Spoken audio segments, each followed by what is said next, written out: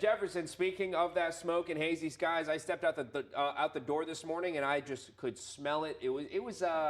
Yeah. It was like smacking me in the face. That's how dense that smell was. But I will say that the air quality this morning is better than we were seeing at times yesterday, and we are going to continue to see improving air quality throughout today. If you joined us yesterday at 6 o'clock or 5 or 6 o'clock, there was actually unhealthy air quality in parts of our forecast area. As of this morning, we are back to those moderate and good readings, and there is indication that as we go throughout today, we are going to continue to see that kind of moderate to good air quality as opposed to the unhealthy air quality we did see at times yesterday. Waking up this morning in Yakima, it's a beautiful sunrise, although you can certainly see on the horizon still some of that haze and smoke. It's 55 degrees, a cool morning in Yakima, pretty refreshing after some of the mornings we have seen recently. Here's a look at your weather headlines today. It is going to be a blue sky and light wind day on this Tuesday. Light wind, obviously, or I shouldn't say obviously, but light wind is good news for firefighters. As we go into this afternoon, temperatures are going to be slightly cooler today than we have seen recently, with a larger cool down by Thursday. We'll discuss these daytime highs to look out for coming up.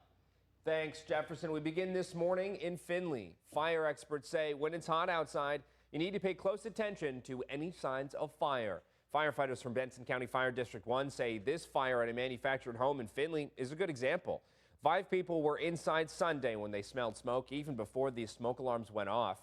Firefighters found a small fire in a bedroom. One person suffered smoke inhalation, and now the electrical system is being looked at. Firefighters say hot conditions and low humidity can influence fire behavior in ways you might not expect.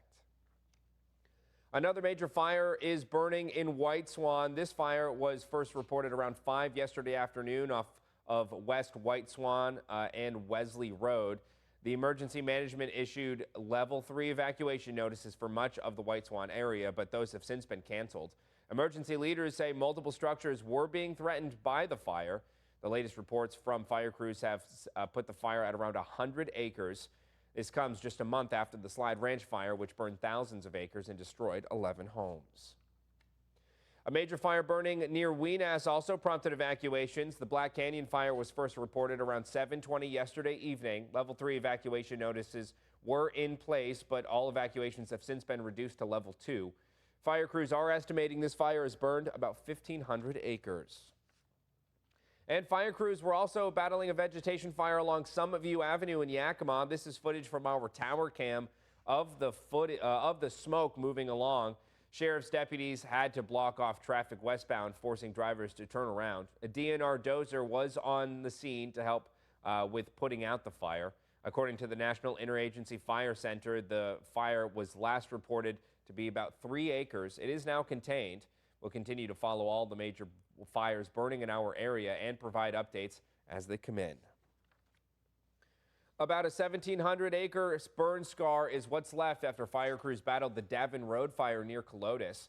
At about 7:30 Sunday morning, fire crews rushed to the fire that was already burning and quickly spreading. Fire leaders say it was 500 to 700 acres in size by the time they arrived, adding it was a tough fire to fight because of the steep and rough terrain.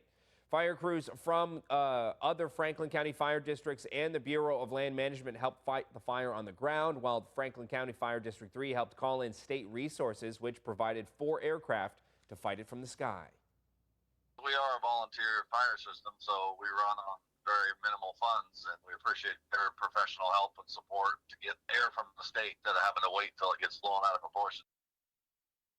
Now, the fire was out by 8 Sunday night. Chief Moore says the cooler temps in the coming days will help provide some relief when the crews are out fighting fires, but the area is still very dry. He's glad that there were no high winds, saying if there had been, crews would still be out battling the Davin Road fire. Now, several fires continue to burn across Oregon. Eastern Oregon has been very active over the last couple of weeks. On Sunday, 50-mile-an-hour winds fueled the Durkee fire, prompting red flag warnings in Malheur County. The fire is around 223,000 acres in size. It's just one of dozens of fires burning across the Beaver State. There are several fires in nearby Umatilla County. For the latest updates on progress and evacuations, head over to KEPRTV.com.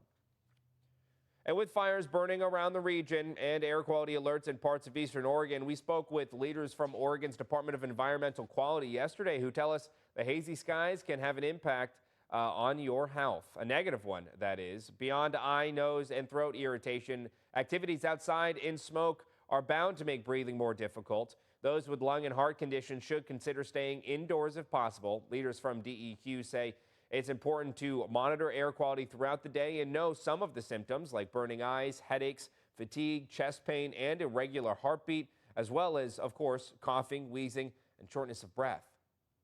First things first, stay inside if possible. Keep windows and doors closed. If folks have the capacity or opportunity to get them, we recommend using high-efficiency particle air filters or HEPA filters. If you are outdoors, avoid strenuous activity.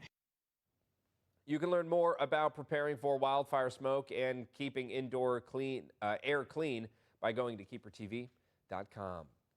And with that, let's jump right over to meteorologist Jefferson Donovan. Jefferson, we're starting this a little bit of a reprieve from those triple-digit temperatures. Yes. So definitely very nice in that aspect. And you also mentioned that air quality might be improving throughout the day as well. So two good signs. Yeah, there is indication that air quality today might be a bit better than we have seen the last couple of days. Although with all those new fires burning, of course, there is still going to be some of that haze and smoke in the sky. But in one of the stories, we mentioned that firefighters said they were welcoming the cooler temperatures in the coming days. And we're really going to be seeing the first impacts of that cooling trend, or the first sights of that cooling trend starting today. Highs this afternoon will only be topping out in the low to mid 90s across the forecast area, as opposed to the upper 90s and 100s that we have been seeing really over the course of the past 2 weeks. As we go later into this week, there's even going to be cooler temperatures when highs for all of us will be into the 80s. That's coming up.